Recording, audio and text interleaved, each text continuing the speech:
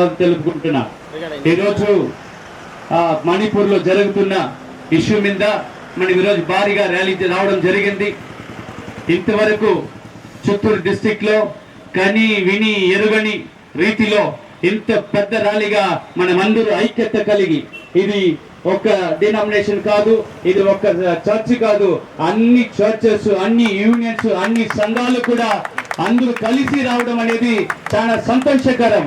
దీంట్లోనే మీరు ఎవరైనా ఉండి క్రిస్టియన్స్ ని బాధించే వాళ్ళని ఎవరైనా ఉండి దీంట్లోనే మీకు తెలుసుకోవాలి.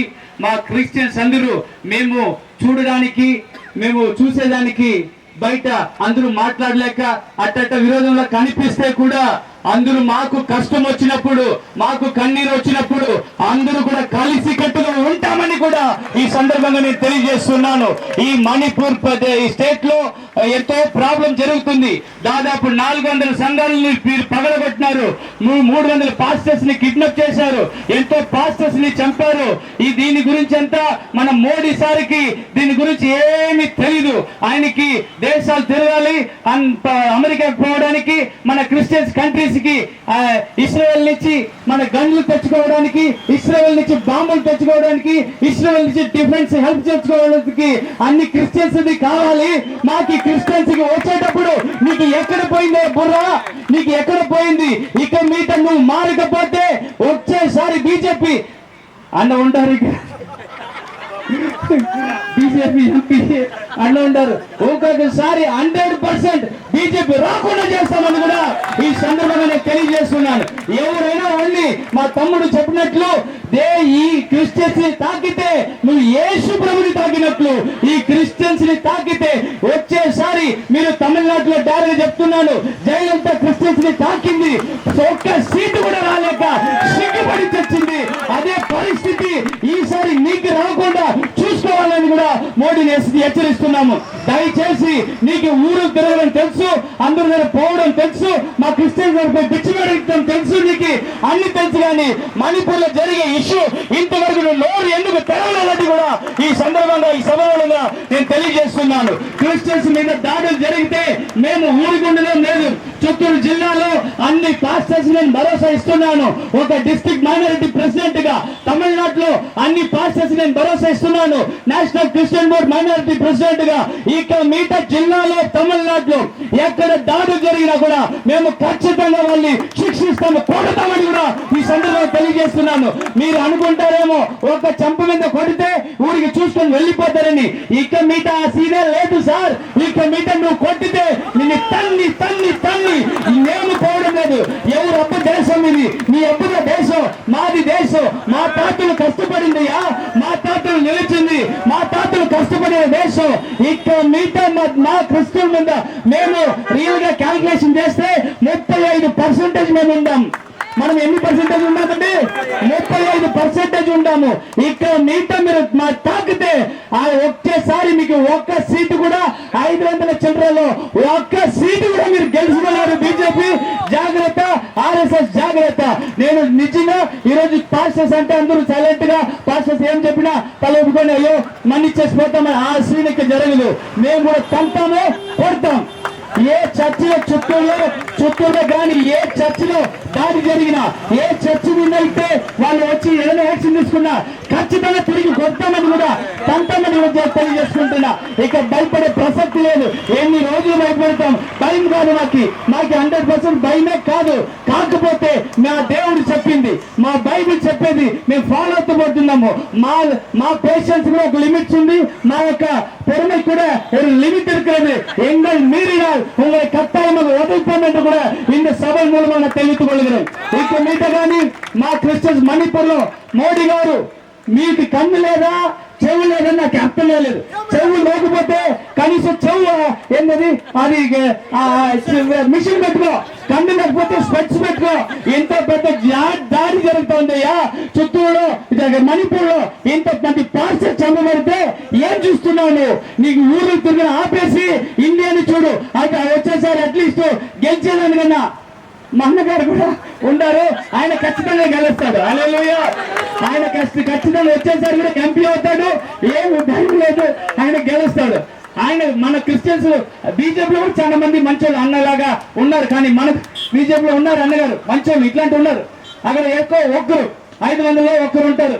కానీ మోడీ గారు తక్షణమే దీన్ని చూడాలి, అమిత్ షా గారు దీన్ని చూడాలి. మీ ఆర్ఎస్ఎస్ ని తగ్గించకపోతే మేము సివియర్ యాక్షన్ గా తీసుకుంటాము.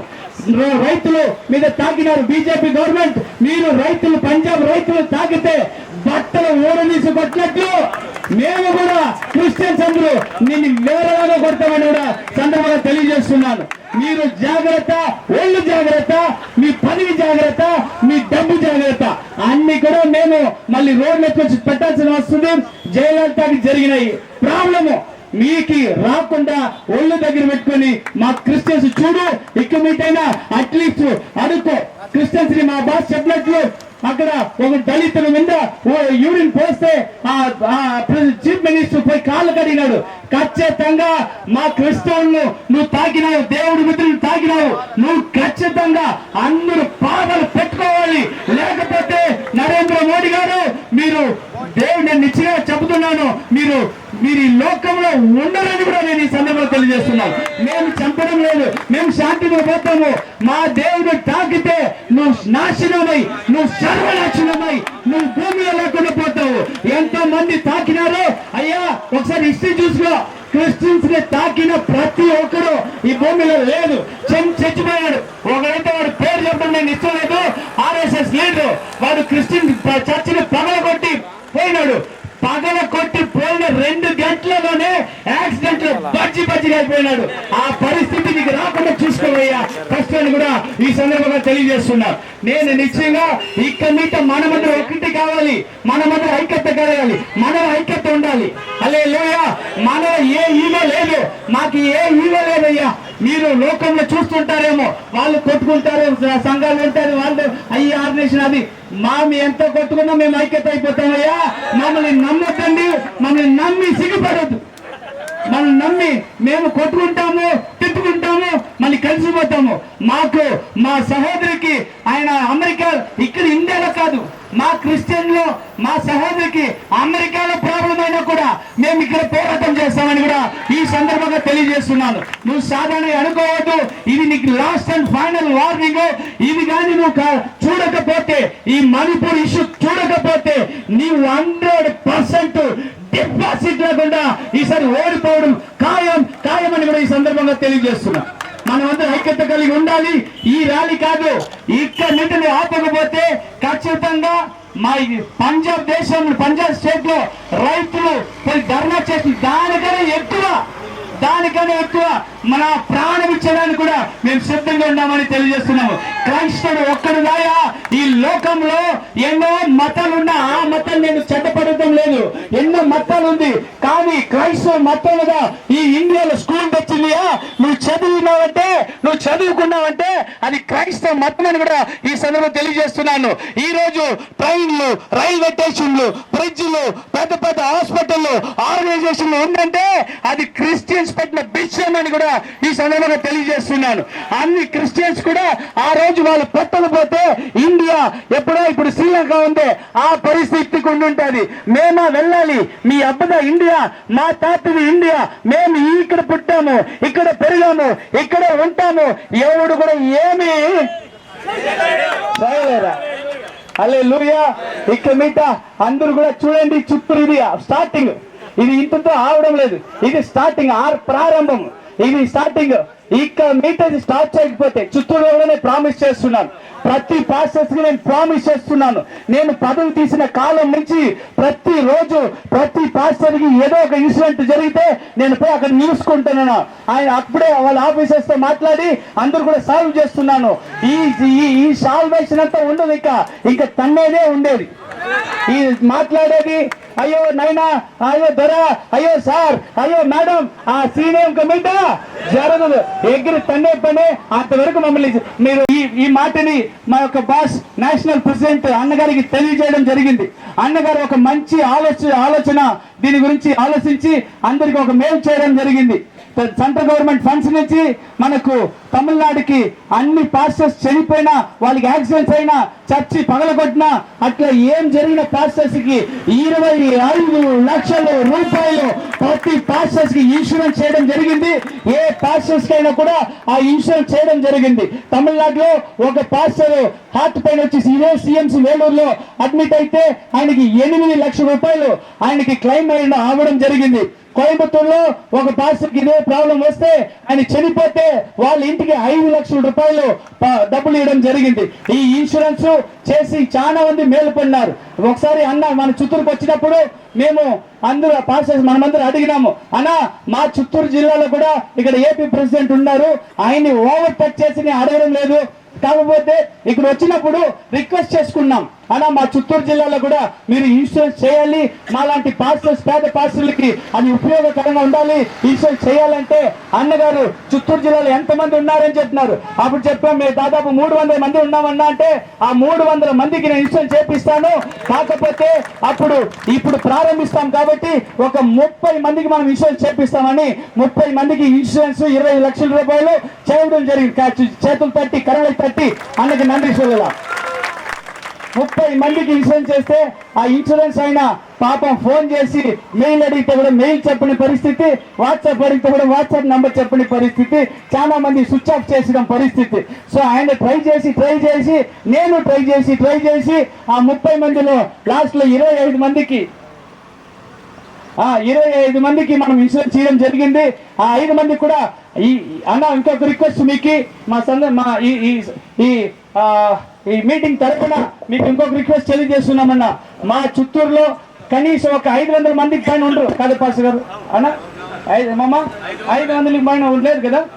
500 మందికి మీరు డిసెంబర్ లోపల దయచేసి మీరు క్రిస్టియన్స్ కి ఎంతో చేశారు, తమిళనాడుకి ఎంతో చేశారు, ఇండియాకి ఎంతో చేశారు. మీరు ఎన్సీబీ తరఫున చాలా పాస్టర్స్ కి అంబులెన్స్ ఇచ్చారు, చాలా స్టేట్స్ కి అంబులెన్స్ ఇచ్చారు, రైస్ బ్యాగ్లు ఇచ్చారు, అలాగే ఎన్నో కార్యక్రమాలు చేశారు.